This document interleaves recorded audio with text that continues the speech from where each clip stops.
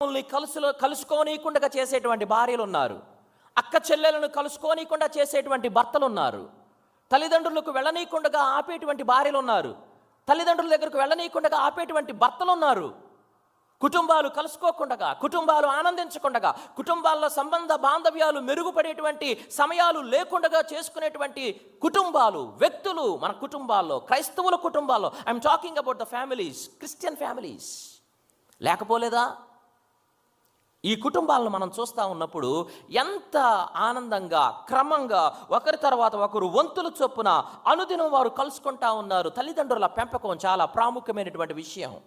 పిల్లల మధ్య సంబంధ బాంధవ్యాలు పటిష్టంగా ఉండాలి అని అంటే, పిల్లల మధ్య ప్రేమ ఆప్యాయతలు చాలా గంభీరంగా ఉండాలి అని అంటే, పిల్లలు వాళ్ళ కుటుంబాలుగా ఏర్పడినప్పటికీ కూడా వాళ్ళందరూ ఒక తండ్రి ఒక తల్లి ఇంటిలో పుట్టినటువంటి వారుగా, సంబంధ బాంధవ్యాలు కలిగినటువంటి వారుగా, బాధ్యతలు తీసుకుంటూ ఆనందంలోనూ దుఃఖంలోనూ అన్నిటిలోనూ కలిసి ఉండేటువంటి పిల్లలుగా, కుటుంబాలుగా వాళ్ళు ఎదుగుటకు పెంపకం చాలా ప్రాముఖ్యం. స్వార్థం ఏం చేస్తూ ఉంది? పాపం ఏం చేస్తూ ఉంది? ఈ సంబంధ బాంధవ్యాలను, ఐక్యతను చెడగొట్టే రీతిగా ఉంది.